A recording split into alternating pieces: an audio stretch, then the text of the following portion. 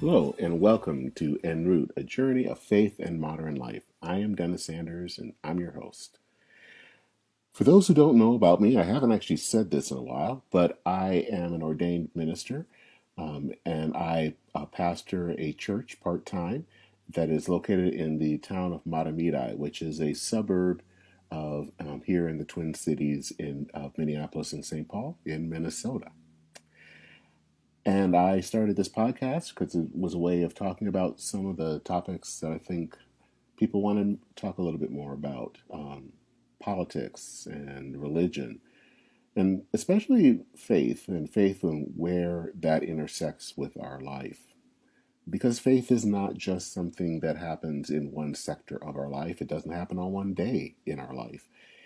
It's something that happens in all the time. And so we wanted purpose of this podcast is to talk about sometimes where faith and modern life intersect. I want to thank you if you have been someone that's listened before, to say thank you for listening. And if you like what you're hearing, if you've been listening to this for a while, consider subscribing. Subscribing makes it a lot easier for you to get this podcast. You just get it, subscribe, and it will just show up in your favorite podcast platform. No need to have to search for it. Also, consider leaving a rating or a review on your podcast platform, especially if you listen through Apple Podcasts or what they used to call iTunes. Doing that makes it a lot easier for others to find this podcast. Also, En Route has a YouTube channel. You can check the show notes for the link, and when you're there, it's not every of the videos, and videos are basically just the podcast on YouTube, but we're starting to try to make some of the episodes there with subtitles, which hopefully can help for people who maybe don't hear so well, and so now they can also follow along with the podcast. So again, check for the show notes for the link and then subscribe. Well, this is a very special episode. This is a one where I get to talk to one of my mentors. Doug Skinner is a retired pastor in the Christian Church Disciples of Christ. That is the same denomination that I'm ordained in. He lives in the Dallas-Fort Worth area, and we talk every so often via Zoom just to talk about what things are going on in our lives, and especially about theology. And so today you get to join in on one of those discussions. We talk about an experience that he had after a day of anti-racism training. And he brought up the subject of to a question about what he was going to do about basically to further racial justice. And his answer was to take communion. And that brought up a lot of blank stares among fellow pastors. Now, in some ways, what's interesting here is that the language of the church used to be something that were very much intertwined with social justice. But in many ways, that's becoming more and more separated from each other. Topics like race and sexuality and gender or the environment, all of those things are now seeming to be more and more separated from topics like the cross or Jesus, or even just general theology and communion. And so we had a discussion about how they're becoming separated, and how important it is for the language of the church to be involved in the work of social justice. So I hope that you will sit back and relax as I talk to my mentor and friend Doug Skinner about the the divine act of Christ's death on the cross, which we remember and in communion, and what all that means for the public square.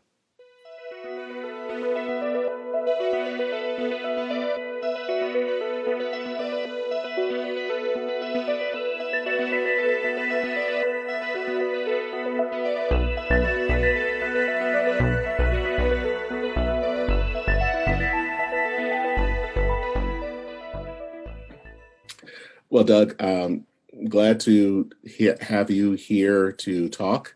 We do a lot of this on Zoom in the past, so this is kind of one of those discussions like that again. Just talk buddies, aren't we? Yeah, Yes, we do talk. yes, indeed. Well, the reason I wanted to have you on the podcast is there was a certain Facebook post that you wrote a while, very recently, that you were at a gathering, and the gathering was talking about a very contemporary issue of race relations, and that the conclusion at that meeting, there was an answer of what are you going to do to kind of further racial justice, and your answer kind of was met with blank stares. Would you be willing to kind of share that story? Yeah, yeah.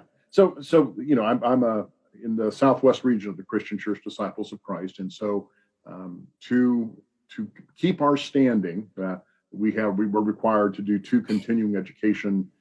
All of us, every clergy person is required to do one on sexual misconduct and boundaries. Every 4 or 5 years, and this recently have started the anti-racism training, which is great. I think these are both valuable. So I've done this race training, the kind of in harmony with our commitment to being pro reconciliation, anti-racism, and it was a good day. At the end of it, though, the question, I think it's always a legitimate question. Now what? Okay, we spent 6 hours talking about this. How are we going to proceed? What are you going to do? And in my little group, we were talking, and I heard the books they're going to read, and the events they're going to go to, and the videos they're going to see, and it was all really good. And they said, "So what are you going to do, Doug?" And I said, "Well, I think I'm going to go to church and take communion." And the kind of this like you say, blank stares, and there was no awareness that what we do at the table, Sunday in and Sunday out, would have anything to do with what we just spent the day talking about. When, to my way of thinking, the urgency and the emphatic nature of our commitment to anti-racism, pro reconciliation, springs, it seems to me, from the table. It's the table that sets that agenda for us, because it is a table at which everyone is welcome, because it's a table that points to the cross, where God so loved the world. There are no limits to that. And in the Book of Acts, it seems to me, when boundaries were set, the work of the Spirit was to push past those boundaries, to break those down and to push further and further out, so that the love of God was understood to be all inclusive. Why do you think that people didn't see the connection between communion and kind of racial reconciliation? There's a guy down here, Dennis, who teaches at one of the universities, who talks about, and I think he's right. He talks about how we live in a culture where we don't connect the dots. He talks about we think and act in bits and pieces, and so we do this bit and this piece, and we don't connect them. I heard him talk about this is we see this in worship, that we're not going to get the same people back every Sunday. Active church membership is what, every 4 weeks now. 12 times a year as an active church member. So you can't do sermon series anymore. You can't build on things. In a sense, you've got to start fresh every time. So we don't connect the dots. Everything's bits and pieces. So in church, we do communion. That's one of the bits, and then we do something else, and some of the bits, and they don't touch. Even larger than that is we do worship. We do the things that we characteristically do as Christians in community, and then the 11 o'clock hour comes, 12 o'clock hour comes, we open the door and we head out into the world, and we're not aware that what we did in church was not an end in itself. That was supposed to be a place of moral and spiritual formation for what takes place in the world. But I don't think we make that connection. whose fault is that? I don't know. It may be ours as clergy, but it's that next step thing. How do we take what we do on Sundays in community, and for us as disciples, right? Table is going to be at the center of that word and table. How do we take that and move it out into the world? I had a guy in one of my churches, a leader, Dennis. I mean, this guy was one of the leaders of the churches, and we were doing some planning, and one of the things we talked about was how we need to equip our people, so that they can be better Christians in their neighborhoods and in their places of business and in their families. That we really need to figure out how to do formation in communities so that witness is just an authentic part of who they are. This guy who was a leader of the church said to me, "You mean I'm supposed to be a Christian at work?" And I went, Houston, we've got a problem. It was startling to me and he wasn't joking. This was not, he wasn't being sarcastic or facetious. He was truly mystified that his Christian commitment had anything to do with his work life. Why do you think that is? I mean, why do you think that something that about faith, and I think faith, at least for me growing up, was something that was spanned into everything in our life. Why do you think that in some cases it's been reduced to just what happens 1 hour a week? I don't know. Is this black church, white church stuff, do you think? I don't know. It could be. Yeah. I was not raised disciple, Dennis, but in my kind of white church growing up experience, the push and pull was about church state stuff, or politics and religion. Where's that wall? And the trump card that was played all the time was that separation of church and state, that sacred wall between church and state. And so I belonged to a congregation in a denomination. The denomination was a little bit more activist, but this congregation was pretty insular. And their view was, we'll talk about Jesus in here, and we'll do sacraments in here, and we'll do that kind of stuff, but we're not going to get political. In fact, I have a distinct memory of a sermon. I was a kid, but a distinct sermon where the diocese had supported a ministry with farm workers. This was out in California. Had purchased some kind of a trailer that could convert into a portable sanctuary to go out to where the farm workers were and to do communion services out there for them. And I remember a sermon by one of the priests that was kind of informative for me, who condemned that as spiritual malpractice.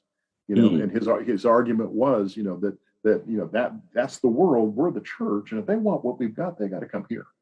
That there's this wall, and how widespread was that? I don't know that I've ever heard it explicitly stated like that, in other churches that I've been in, both as a minister and as a member, but boy, it has been implied at points. There's this implication that they don't touch.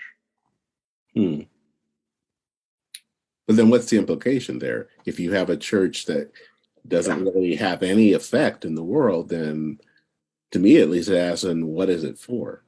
Why does it kind of subverts the whole I'm always struck when I read the Sermon on the Mount, where Jesus kind of begins that, after the Beatitudes, he moves really quickly into that conversation about being salt and light.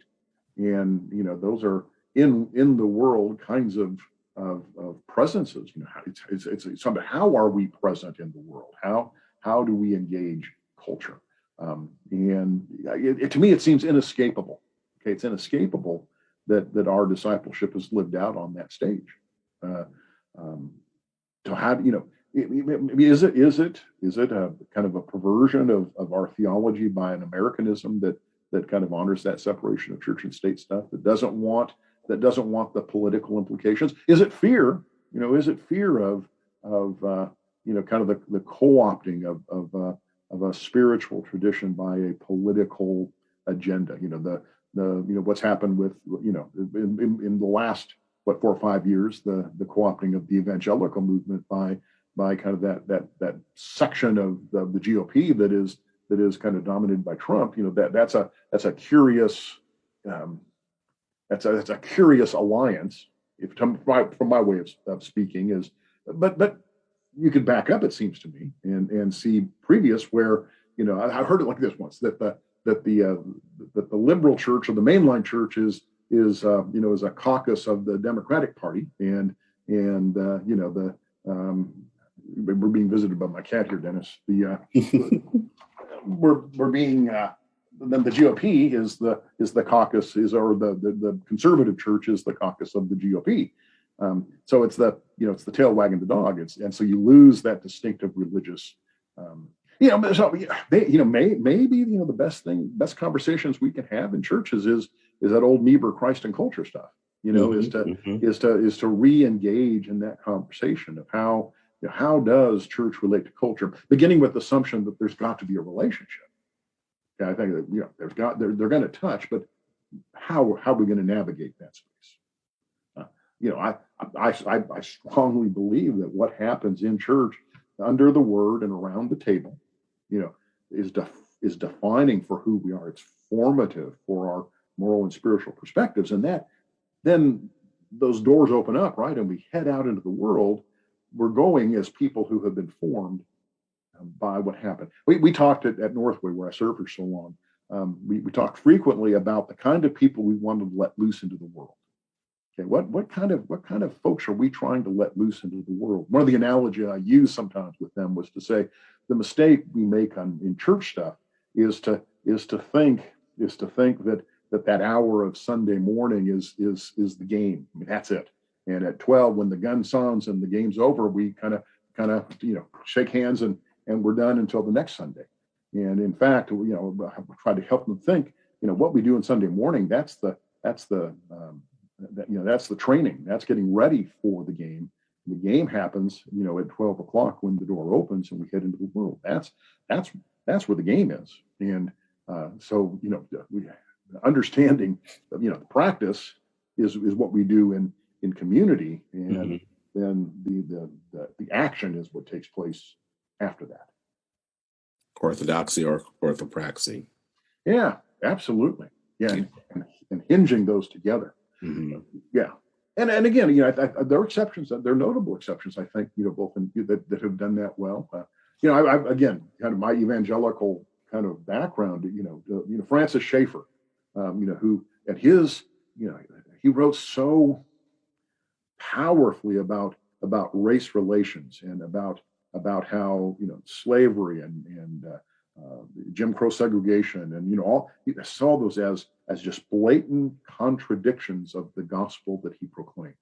And I remember reading that again in my kind of formative got my theological teeth on him, and reading that and thinking, wow, this is he's right, but it began to set that notion that gospel has important things to say about how I treat others personally and the kind of society that I want to have a hand in shaping. Mm. Well, one of the things I wanted to share that's related to kind of the Lord's Supper issue is something that you're familiar with, and it was within our the denomination that we're both in, and that was on the issue of homosexuality. And from probably about, at least for, well, about 30 years, but at least before I came on, but there was actually, I remember, this has to be now about 20 years ago, when there was a kind of discussion, and it was a video that I watched with you and with Judith Hoke Ray, as both as theologians kind of talking about this issue theologically. And I think that was beneficial for everyone to really have this issue have a kind of a strong theological grounding. In 2019, at General Assembly in Des Moines, there was a resolution that was talking about kind of being more welcoming to transgender Christians. And it passed, but when we talk about theology or anything about that, it was incredibly thin. It felt like kind of what things came down to was that, the nature of the church is to be inclusive, or Jesus was inclusive. And that was about it. And it seems that a lot of that maybe 20, 30 years ago, a lot of these issues that we were talking about back then, at least, there was a desire to look at it from a theological standpoint and to help people understand it from a theological standpoint. But it seems like today we don't do that anymore. And we kind of throw in maybe a few words about God and Jesus, and that's it. And so I guess my question to you is, and one, if you agree with that, or that kind of change, and then two, what happened? What caused that Yeah. change? That's a great question. So first of all, I would say that we were in a different place, obviously, 20, 30 years ago. But so much of it had to do with leadership. And let me just kind of honor Bill Paulsell. Bill, I was on that panel, and Bill was the convener. He was the coach on that, and Bill, wonderful spirit, and who lived what we're talking about, that integration of theology with church practice. He was the antithesis of that bits and pieces stuff that this guy down here, not Nagel is his name, who writes about worldview. So he was the opposite of that. He integrated stuff, and so the best thing that he did was two of the best things that he did. One was, the first time that panel got together, Dennis, we told our stories. There were more than a dozen of us drawn from across the breadth of the church with different perspectives, different experiences, and we took the better part of 2 days just telling our stories, and so that we knew kind of where we were coming from, and so that was powerful. We were talking as friends then. We were talking as acquaintances. Not the stereotyping was gone. We had to deal with each other as human beings. Profoundly important. Second thing, we never met without Eucharist. Okay, we never met without Eucharist.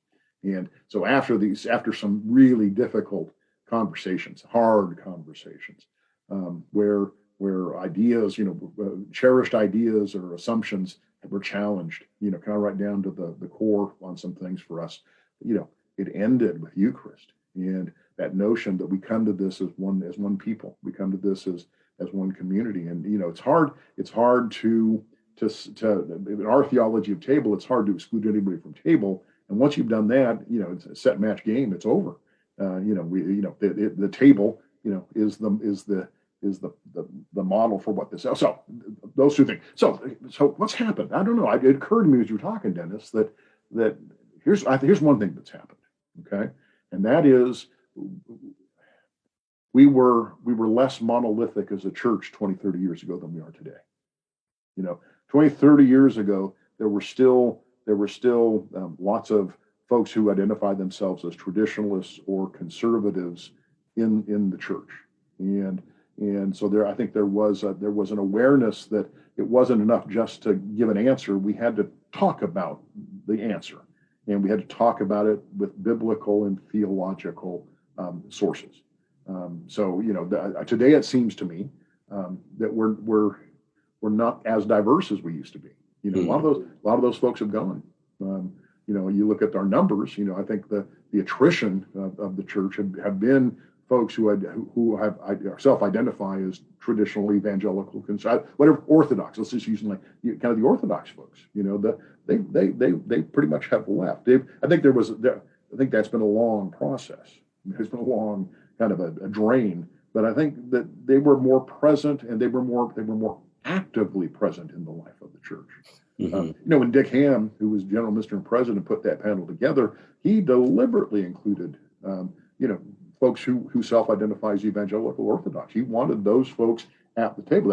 That's how I got there, and it was important, and my voice was respected, my presence was honored there, and since then it seems to me that lots of those folks have just left. They have, and so that today, the issue arises, and we say, well, this is what Jesus wants, or this is the church values inclusion, and that does it. So we don't have to build the case for it quite as logically and consistently as we once did. We don't have to make the case. We assume. One of the analogies I've used for a long time is the difference between algebra and geometry. You've probably read that at some point in what I've written. That I was a terrible math student. I'm just terrible, and I hated algebra because algebra was really just about getting the right answer. At least in my experience. When you took an algebra test, it was bottom line, did you get the right answer? Don't care how you got it, really. Did you get the right answer? And that was a problem for me with algebra. Geometry, on the other hand, I loved. Mm-hmm. And because it was the answer, the right answer, that mattered, but was also mattered how do you make the case? What are the theorems? What are the steps that you're taking to get to that answer? And recognizing, I was taught it, that there are kind of different ways you can do that. You can string these theorems together in different ways and get you to the answer. Whereas in algebra, I was graded on simply the bottom one, right or wrong, and the geometry I was graded on process. Okay, I think we have become an algebra church. Okay, it's I think the more conservative churches are equally algebraic. It's just give me the answer, give me the soundbite, give me the tell me the bottom line. I think we live in an age where we've got to do the geometry publicly. We've got to show the process. We've got to show our work. And I think that because that panel that did it 20, 30 years ago on the question of the gay and lesbian inclusion in the life of the church, because it was deliberately inclusive of the pluralism of our church, there was a requirement for us to kind of do that work publicly. Judith, I love Judith. In many respects, we should not have liked each other. But I think if Judith were here, she'd say the same thing. I came out of that process with Judith. One of the best weeks of my life was with Judith in New York City doing biblical and theological writing together for the study guide, the discernment guide. And we'd get together every morning at Union and kind of map stuff and talk about stuff and argue, and then we'd go to our separate corners and do work, and come back the next day, and it was incredibly enlivening. At the end of it, she said to me, Doug, I would, if I were the pastor of a church, I would welcome you in my pulpit. And I said, Judith, if you come to Dallas, I will welcome you to my pulpit. It's because we didn't always come to the same conclusions on it in a couple of questions, but ultimately, we were kin, because we were taking Scripture seriously. We were honoring the Lordship of Christ, and we were working that out in looking for patterns of faithfulness. And so, it seems to me that was necessary because of the diversity of the church. I think we're a less diverse church, and so maybe we're skipping over that. It's interesting that you say that we're less diverse when we seem to talk a lot about diversity. Yeah. Well, yeah. It just seems ironic. I can measure it. Lots of the folks that I saw as kind of allies back in the day has thinned. They didn't hang. They left. I don't know the attritions. The migrations and the congregations. Because the gospel requires me to be inclusive, demands that of me. So I had to model that, preach that, model that. And there were some, I know it's going to shock. There were some folks who didn't like that. In my conservative folks didn't like that. And so they, those were lost some of those folks through the years. And I think that's my congregational kind of experience is a microcosm of that larger denominational experience. I think the migratory pattern occurred because of the implications of the gospel, and I think we're in a day with those folks. There's nobody pushing back. Maybe is that the right thing? There's just, you remember those General Assemblies 20, 30 years ago. The lines of the the red and the green microphones, and we had to extend time for debate. Yeah, it seems to me that's not as present. It's just not as present anymore. And I think it's because we've lost those folks. Mm. Which is not that. Here is where the politics comes in, is that our political parties have become far more homogenous than they were 20, 30 years ago. And it seems like that has had an effect on how we govern or don't govern very much. Yeah. We draw our lines pretty quickly, right? We assure ourselves that we're on the right side of the questions, and we're not going to talk about it, because even talk about it is to call into question the validity of my answer. The notion that you see it differently than I do, and to talk to you is to acknowledge that maybe you could teach me something, right? And I, if I'm confident in my position, I got to own you rather than engage you. That, boy, that's a whole nother conversation, isn't it? But I think that's this era that we live in. We've lost that. And it seems that that's, at least for me growing up, and I think this is kind of bringing in Martin Luther King, is that you see someone else as a child of God, even if you disagree or even if they are hateful, that there is that sense. And you talked earlier about the Black church, and it's funny that I think within African American culture, the role of the Black church is receding in some ways. If you remember a few years ago, and you probably know this more than I would, was the case of the police from Dallas that shot a young man. Botham James? Yes. Yeah. And if you remember the scene where his brother came up and sought and then said basically that he forgave the woman, and they hugged, and there was something amazing to see that.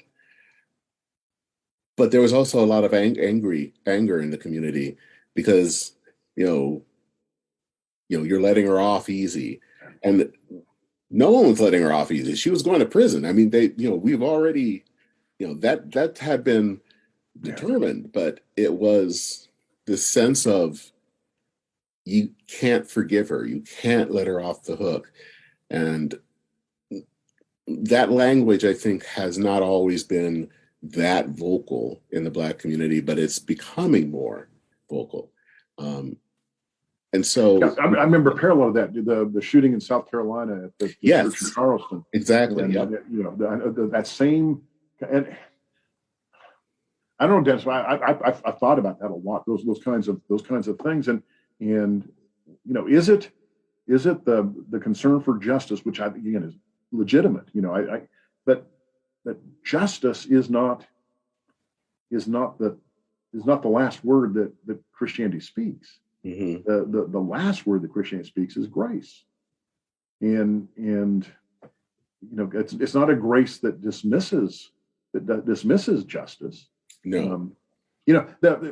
So now we can go deep into theology. It's that this is going to get me in trouble saying this out loud, but the whole notion of how out of favor the substitutionary atonement doctrine has become, the idea that Christ dies for our sins, that whole notion there. And yes, I read a lot of theology, and there are horrible ways of saying that, but there are also incredibly potent ways of saying that. Fleming Rutledge's book on the cross, if you want a 500-page defense of substitutionary atonement, there it is. So there are meaningful ways of doing that. Taking substitutionary atonement off the table, has taken out of the equation the push and pull between justice and grace. How do they interact?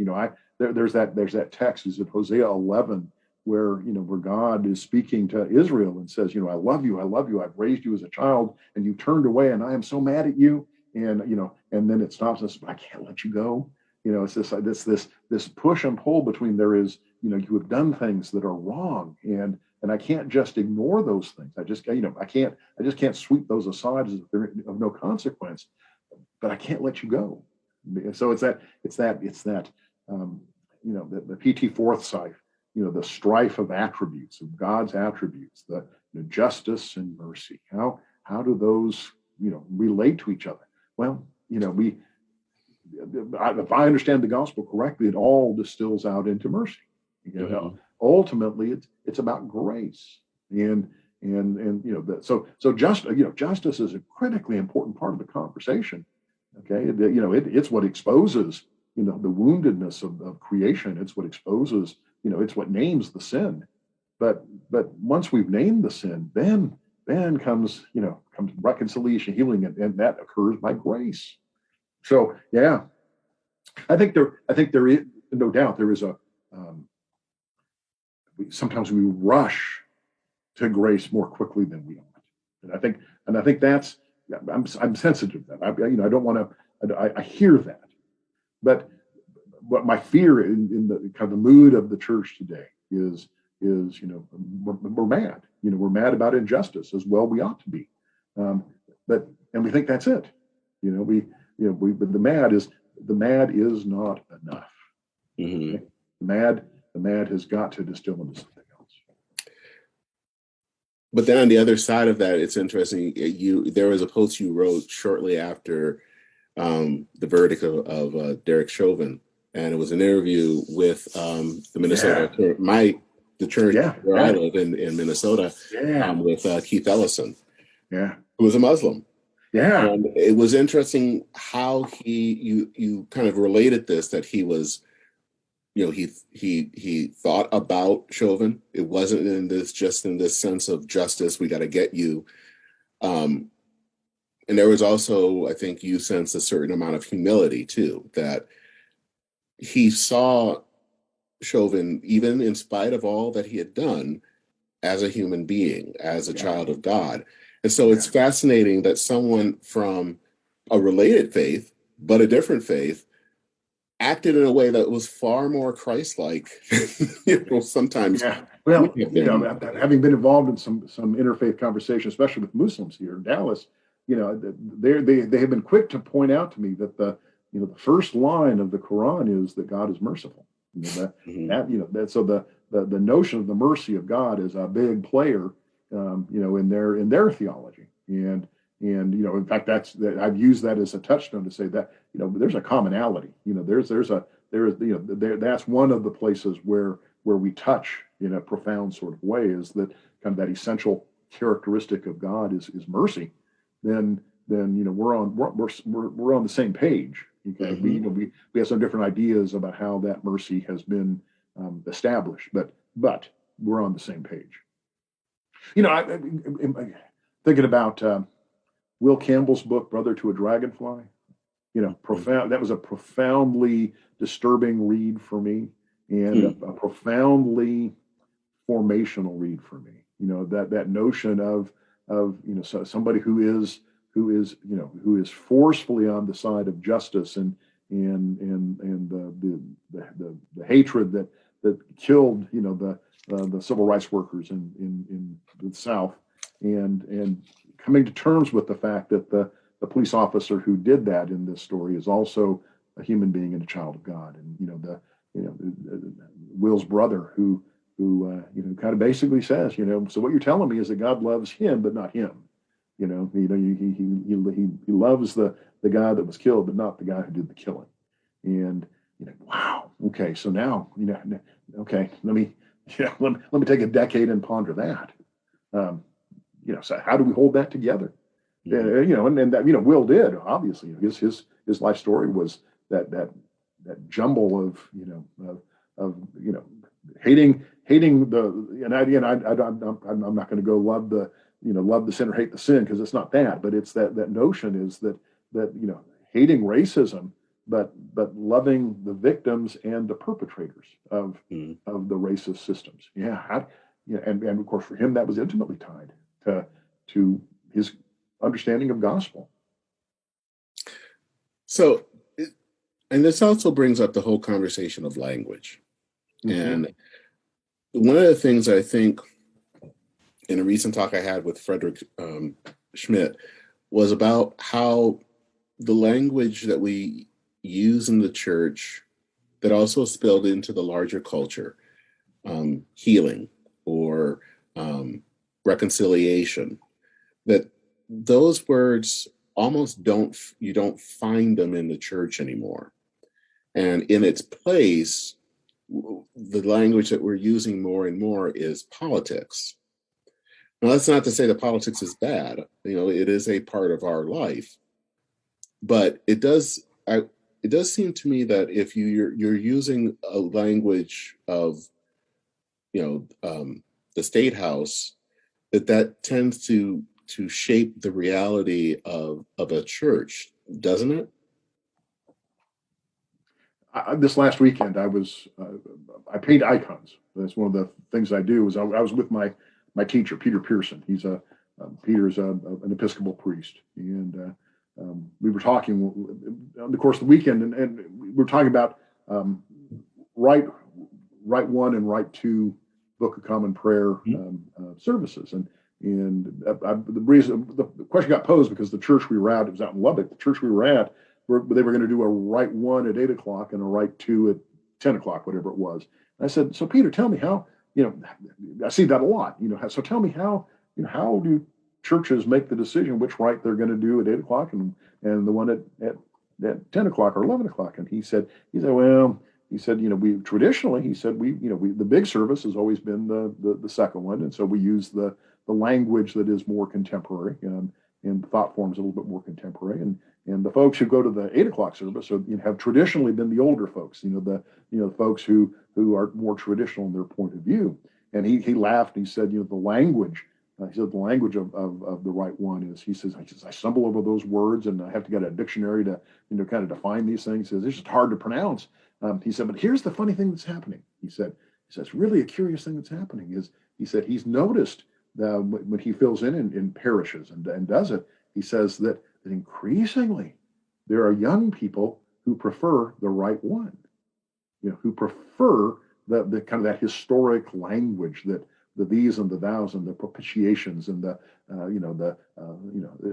that language, that rich language of that, and the thought forms that go with it, they prefer that. And he laughed and he said that's, he thinks that's part of that, the whole kind of movement, looking for the solidity of kind of our faith, that it's anchored in that, in those words, that vocabulary, and their rhythm, and that thought. I go to a weekly Eucharist here in Dallas that uses the right one midweek, and I got to tell you, that the part of the appeal to that is it forces you to kind of grapple with those. It's relearning a vocabulary. Mm-hmm. Okay, we've done so far, I think, of trying to be, what is it, seeker sensitive. Not using religious jargon. But we're going to be really careful because we want to communicate. Well, is there a line that we've crossed at some point that to kind of to be so glib with culture that we've lost something about the solidity of the tradition? The midweek Eucharist I go to, there are no young people there. I can swear to that. I'm the youngest guy there. But Peter says, that increasingly, he sees younger folks who have the choice, choosing the language that was much more solid and traditional. So I don't know. It got to learn the language.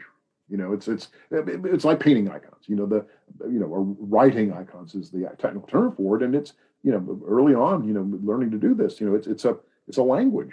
You learn to read an icon, and you got to know the language. Similarly, there's a language to faith. There's a grammar to faith that we need to know. And why do you? Well, I think maybe the question is, how do we bring that grammar back? Yeah. So, is it perhaps it's being more verbal in worship? I think there. Yeah, I heard it once. I heard it 1,000 times. The quote, the St. Francis quote. Preach the gospel at all times, if necessary, use words. Which, by the way, the Franciscan scholars will say he never said that. He was a preacher. St. Francis was a preacher. And there's they've scoured the literature, and he never said that. So I see hear that. So we've gone so far into that, kind of the what is it, the apophatic tradition, the silence, that God is majestic and mysterious, and we cannot fathom that, and so the right response is simply to be silent. I saw that pendulum swing in church life, and being criticized for trying to narrate the actions of worship a little bit more intentionally. The idea of saying, we're going to do this now, and this is what this is, and this is why we do this the way we do it. Trying to narrate that, and I got some criticism for that, kind of from some folks who said, just shut up, just let it happen. And I know that. So, but I think that maybe the way that we restore the language is to become more verbal. Is to explain it. To be much more intentional about the explanation. Why do we do what we do the way we do it? We got to spell that out. So, in our worship, right? We're gonna gather around the word. So, we got to explain. We got to help people. This is why we're turning these ancient texts. They've got to make the case for the text, and we gather around the table. And we've got to explain, what is it we're doing here? How many communion services have I been to where it's just kind of, a lot of assumptions are being made. People they assume that we know, what we're doing here, and I think that it's probably time to reclaim some intentionality in the way that we set up that moment. Prepare people for the moments. Go ahead. I was just going to say, what do you think about the need, or maybe that one of the solutions could be something like catechism or catechesis? Yeah. Oh, I'm a fan of the catechism. Yeah, I think. I think the reworking the whole notion of members class, or the kids are getting baptized is, we got to reclaim the teaching ministry of the church. Mm-hmm. We really got to reclaim that teaching ministry. He was a guy from your neck of the woods, Dennis. He teaches at what's the big Baptist school Bethel. there in Bethel. He teaches at Bethel. Randy Nelson is his name. Randy was my youth minister, and he was doing PhD work at Rice down in Houston. And so Randy showed up, and he was my youth minister for a couple of years, and just loved Randy and Kristen to death. Anyway, after about a month of being with us, I was having a meeting with Randy. We were talking, and he said, Doug, he said, you preach differently than the preachers I'm used to. And I said, okay, what, tell me about that. He said, my tradition, this Baptist tradition, one of the variants of this kind of Swedish Baptist, I think is what it was. He said, the sermon begins with the preacher standing up and saying, our scripture lesson this morning is from, 1 Kings, whatever, and chapter and verse, and off they go. Okay. He said, there's no setting up the text. There's no explaining, why this text matters. He says, he says, when you preach, you create a reason why from life circumstance or the culture there, you set up a reasons why we need to appeal to the text. Okay, you're right. I don't begin with the assumption that people know what's in the Bible or care about what's in the Bible. And so part of my task is to say, this is why this matters. Here's the question. This is what Tillich, the theology correlation, culture poses the question. We're going to turn to this text to see how it answers it. Okay. Connect bits and pieces, connecting dots. Yeah. Yeah. Mm. Yeah. Yeah. Well, one thing that I wanted to talk about that's related to all of this is, um, and I think hopefully I'm going to talk about this more in another podcast, but one of the things that I found fascinating um, in 2016 when they started to do some polling um, of people, especially evangelicals, who voted for Trump or supported Trump at that point. And this is something that has, in some ways, remained constant. Um, is that a lot of them didn't go to church. Yeah. They I've heard had that same research. they Yeah. had the they were considered themselves evangelical. They may have even have the language in some ways of the church, but they don't go to church. And all of that in some ways has an implication. And this is something that I was reminded of too, is that the columnist for the New York Times, Ross Douthat, once said something about that if you don't like the religious right, wait till you see the post-religious right. Yeah. Um, and obviously we're starting to see that. Yeah. So kind of what are the implications of Yeah. I've read that. I drew some consolation from that. I don't know, kind of in a strange sort of way. Anyway. Yeah. Uh, it has to do with. I think it has to do with that formation. The being formed. So catechism, whatever we want to talk about that. The spiritual formation. How are we forming people? Again, the question that we would pose at the church I served for so long here in Dallas was, what kind of people are we trying to let loose into the world? Okay, once we kind of got that kind of spelled out or kind of defined in our minds, the next question was, how do you build those kinds of people? Okay, what are we got to do in here, to produce that kind of a disciple, and that will function as salt and light in the world. There'd be a number of those metaphors from the Gospels. Anyway, so then it became a question of formation. How we do communion is going to be formative for that person. Now, the problem becomes how we do communion, how we teach Scripture, how we relate to each other. All that is going to impact that. So now the question becomes, if people are not gathering around the table, if they're not in fellowship with each other, if they're not sitting under the Word together and being shaped by the Word, now what? Okay, now that's what I heard out of that study was, here are people, evangelicals, right?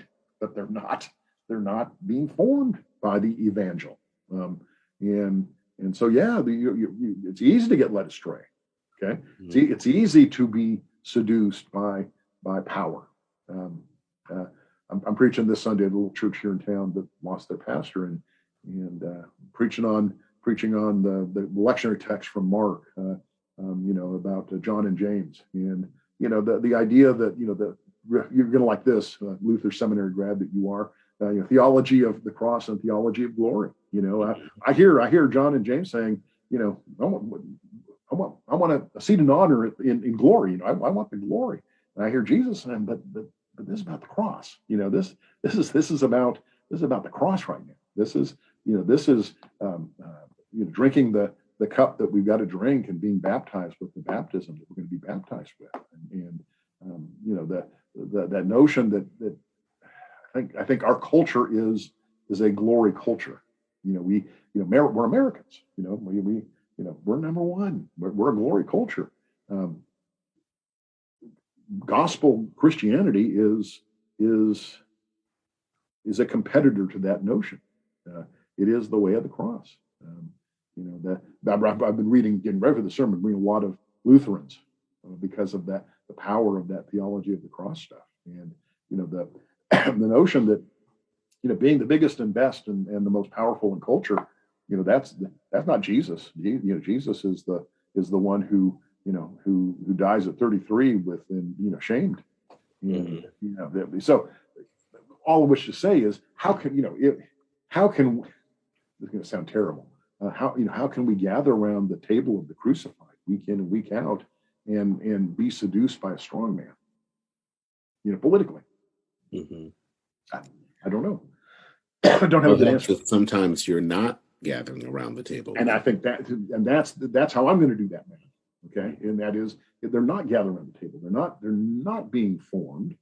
Okay, they're one of the evangelical groups I was involved with in college. You talk about most Christians are inoculated with just enough Christianity to keep them from catching the real thing. We get baptized at whatever. In adolescence, most likely, most folks, most evangelicals have an evangelical experience, in adolescence somewhere, and we're staying youth group through high school, and then we go off to college, and then it's just kind of a casual relationship with faith. So when somebody says, "What are you?" Well, I'm an evangelical. I've been born again, but okay, but there's been no, it's kind of the First Corinthians born again. You're still babes. You're still eating baby food and not meat.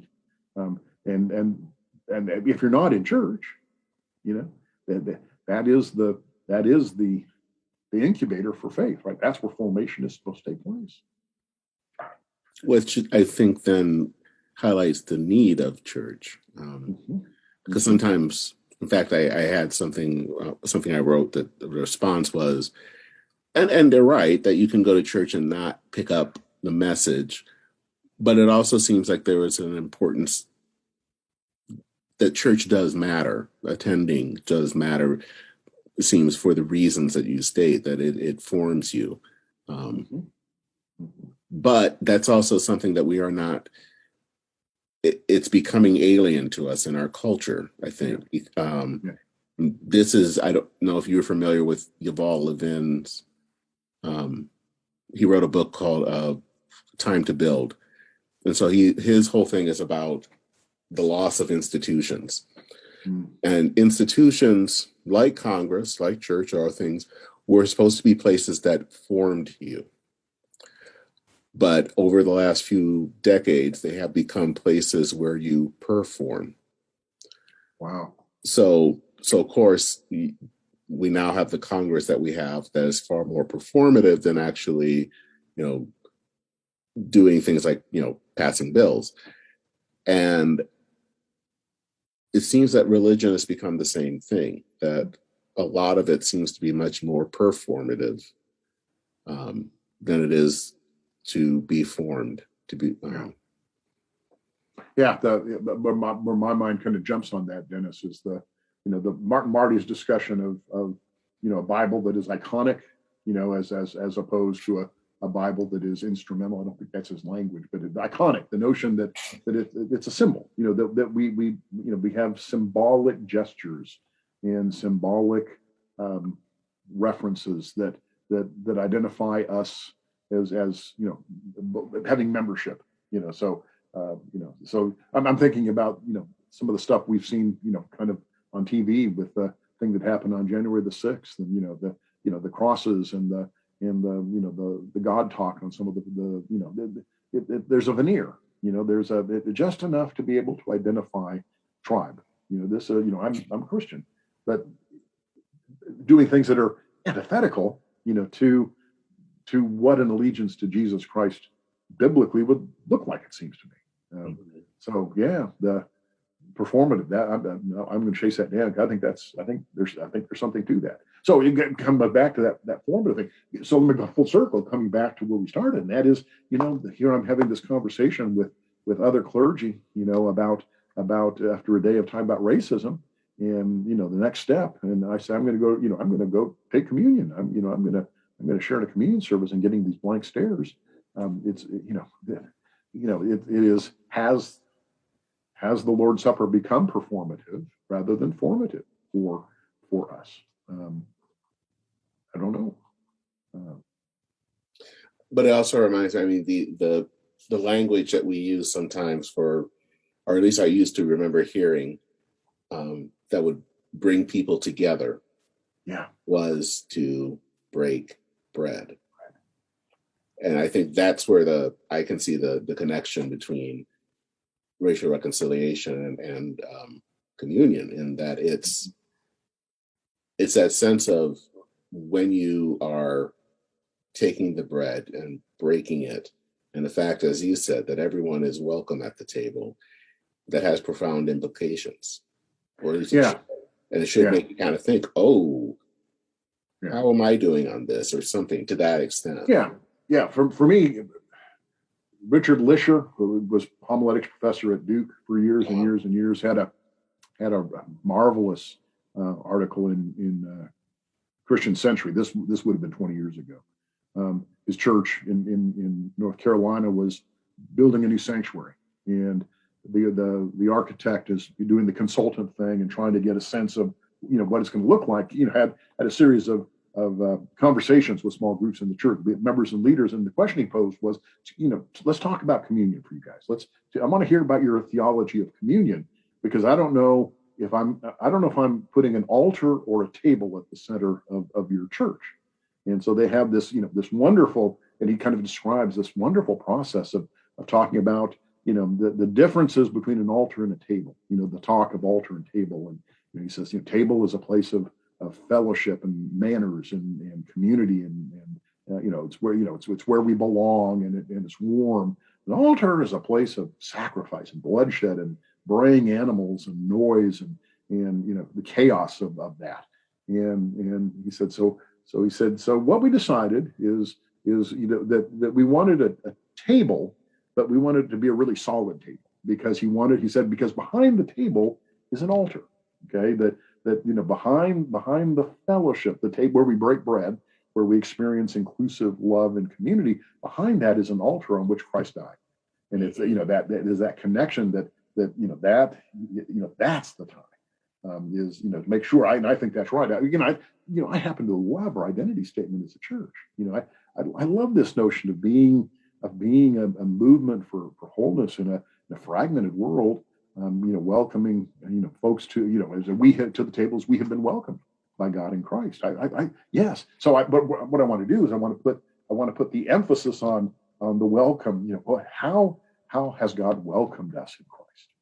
Okay, that pushes us back to the altar that stands behind the table, and the solidity of that. Now that's got to teach that, right?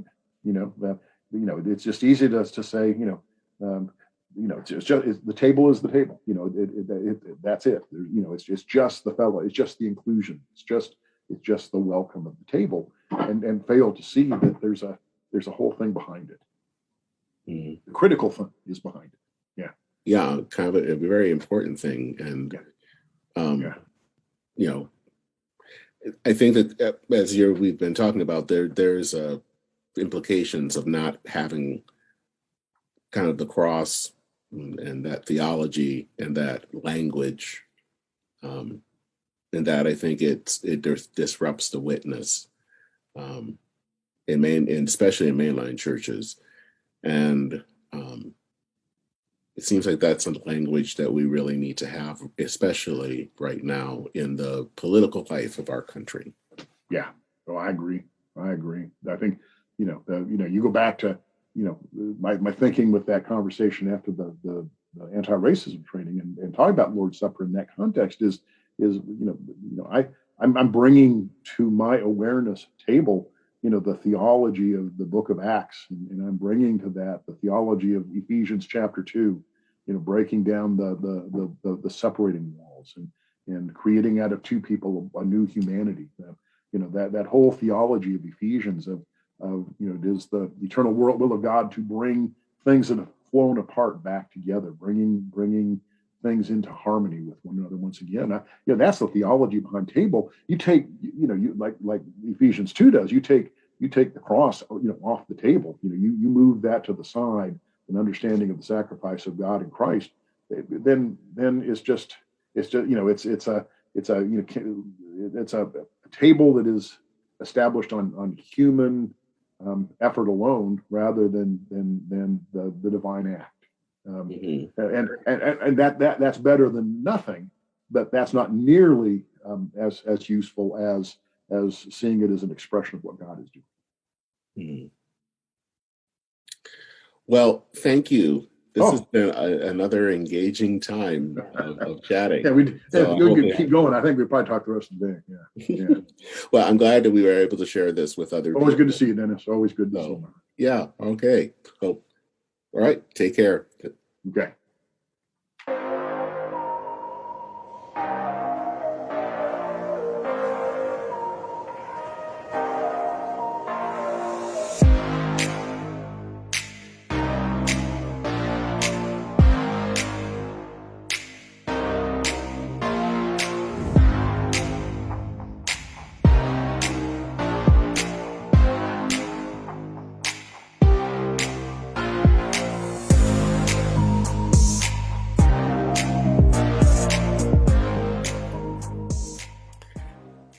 There is a tale that has been told among um, people, folks in the Restoration movement, which is the part of Christianity that the disciples of Christ belong to, and it involves one of our founders, Alexander Campbell. Campbell was originally from Northern Ireland, and he was of Scottish extraction, which of course meant he was Presbyterian. He before he left to go to America, he was at his local church. And you have to understand that at this time, the Presbyterians were really just kind of driven by sectarianism. So they were split up into various groups, and they only had communion every so often, only a few times a year. And Alexander Campbell was someone who had friends from very different walks of life, and many of these friends and mentors didn't belong to the same church that he belonged to. So, of course, they couldn't receive. Um, and this certain Sunday, he was at the church. It was a communion Sunday. The church was packed. Um, the preacher that was there was preaching and telling the community how horrible it would be if someone is not worthy to come forward to communion. And the fact is, to become worthy of communion, you had to um, basically receive a token. Um, this token was a way of saying that you were fit to receive communion. And when the time came forward for communion, people came, and he came forward. Alexander Campbell came forward, and he got his token. But all the while, he kept thinking about his friends, the friends that, because they were not Presbyterian or not the right kind of Presbyterian, they would not be deemed worthy to receive communion. And he didn't think that that was the right thing. The communion was not supposed to be closed, it wasn't supposed to be exclusive. And when it was time for him to receive communion, he basically threw down his token. He did not take he did not basically take the communion. That was in some ways pivotal. He it was his final break with the Presbyterian Church, and it was what he became. He helped to found the Christian Church Disciples of Christ, which to this day practices communion for everyone. I share that because it just reminds me of the tale earlier that I shared, um, where Doug said he was going to take communion to talk about racial justice. Communion, by its very nature, the fact of Christ, remembering Christ's death on the cross, is a way that draws everyone together.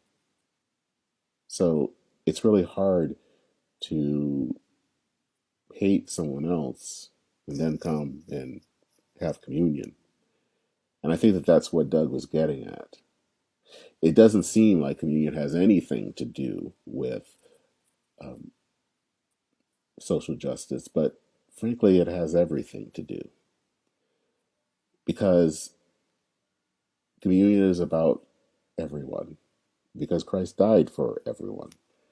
And if we can't understand that, then as Christians who are involved in the public square,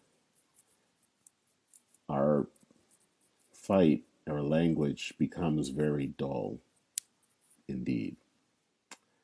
Well, I want to thank Doug for taking the time to meet with me. And I want to take the time to say thanks for you to join us in this discussion. Make sure to visit our website at enrootpodcast.org. You can sign up to be on the mailing list of the newsletter, listen to past episodes, or read past articles. And you can also, while you're at the website, consider making a donation. Your gifts will help to cover some of the costs that are associated with this podcast, and it allows me to continue to produce content that's worth a listen. You can feel free to donate by going to the website at enrootpodcast.org/donate. Well, that is it for this episode of En Route, Notes on Religion, Politics, and Culture. I'm Dennis Sanders, the host. Take care and Godspeed.